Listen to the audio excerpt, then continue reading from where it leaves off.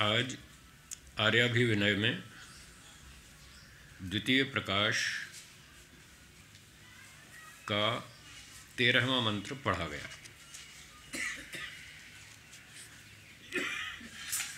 आज के मंत्र में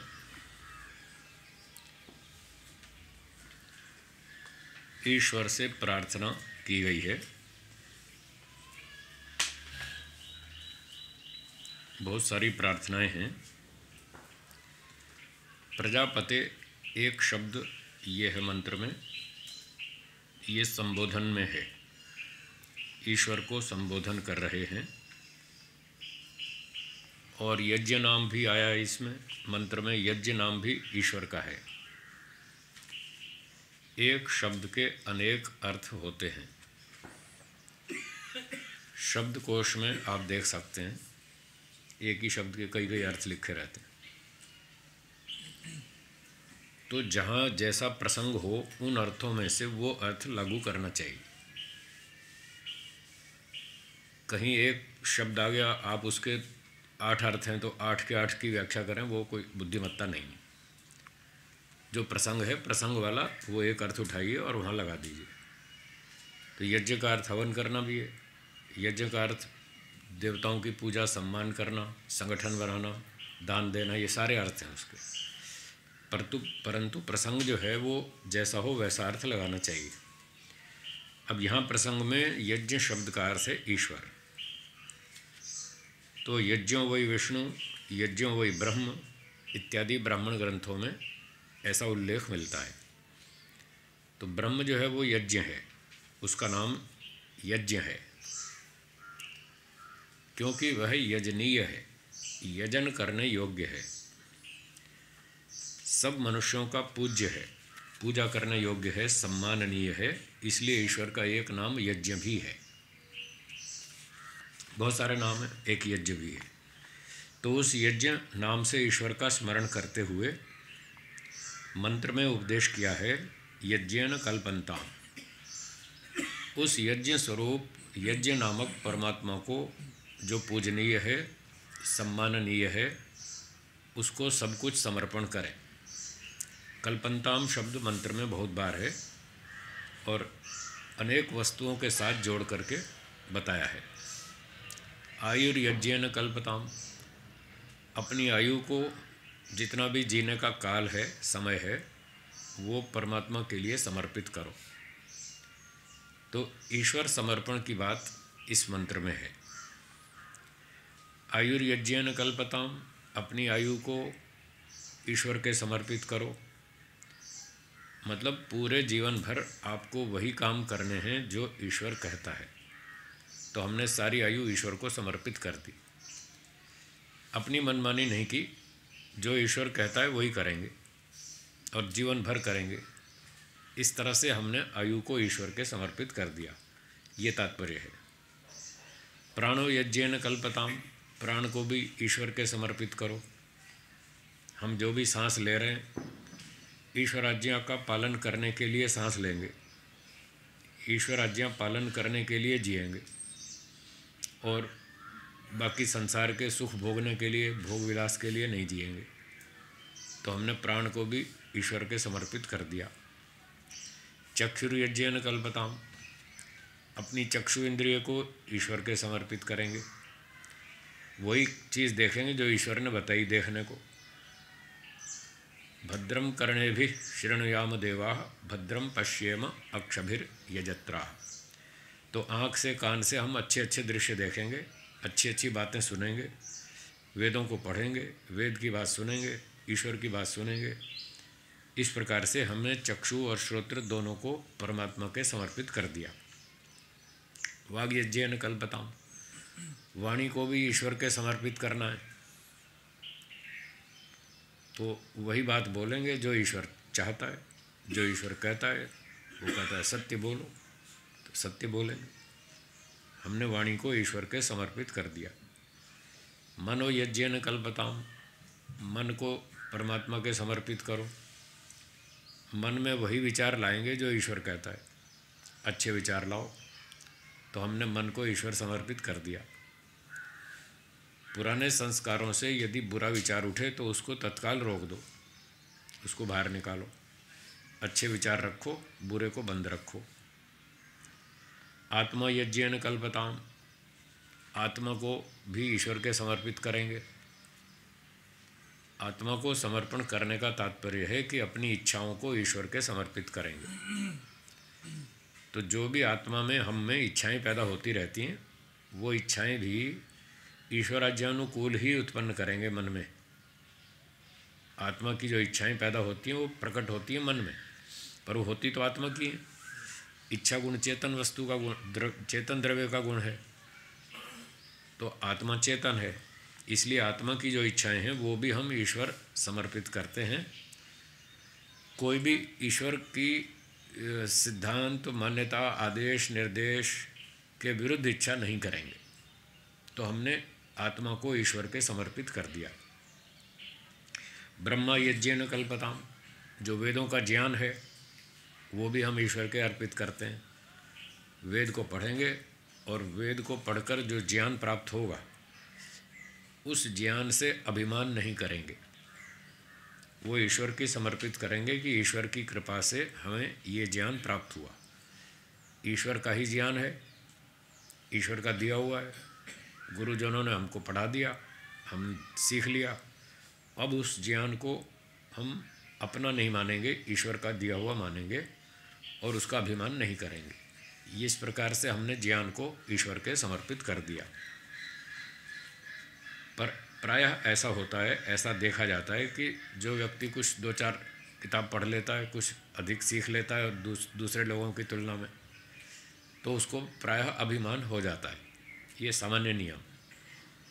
परंतु यदि ईश्वर समर्पण किया जाए तो उस अभिमान का इलाज भी हो जाता है। लोग समर्पण नहीं करते, इसलिए अभिमान में रहते। तो किसी विद्वान ने बताया कि अगर ज्ञान प्राप्त कर लिया, सच में वास्तविक ज्ञान है, तो अभिमान नहीं होगा, और यदि अभिमान है तो समझ लो उसको वास्तविक ज्ञान नहीं है, वो ईश्वर की दी हुई विद्या को अपनी मानता है, तो भ्रांति में, अविद्या में। तो इस प्रकार से ज्ञान को भी ईश्वर के समर्पित करना है, अभिमान नहीं करना, नम्रता से सारा काम करना है। ज्योतिर्यज्ञेन कल्पताम, तो ज्योति मतलब अग्नि आदि जो पदार्थ हैं, सूर्य, अग्नि आदि, ये भी ईश्वर के समर्पित हैं। इन पदार्थों का हम ईश्वराज्ञानुकूल उपयोग करेंगे। अग्नि का, सूर्य का, आदि आदि पदार्थों का वही काम में उपयोग लेंगे जैसा ईश्वर चाहता है। स्वर्यज्ञेन कल्पताम, जो हमारे पास सुख के साधन हैं, कार है, बंगला है, सोना है, चांदी है, रुपया है, पैसा है, भोजन है, वस्त्र, मकान, जो भी साधन है सुख के, ये भी ईश्वर के समर्पित हैं। इन चीज़ों का हम इस अभिप्राय से लाभ लेंगे कि हम इन चीज़ों का उपयोग करके अपने जीवन की रक्षा करें, शरीर, मन, बुद्धि आदि की ताकत बढ़ाएं और फिर उन्हीं कामों में खर्च करें जिन कामों को ईश्वर चाहता है। इस प्रकार से ये सारे सुख के साधन भी ईश्वर समर्पित हो गए। इनका हम कोई भौतिक, सांसारिक पुत्रेषणा, वित्तेषणा, लोकेषणा पूर्ति में उपयोग नहीं करेंगे, तो हमने समर्पण ठीक कर दिया इन साधनों का।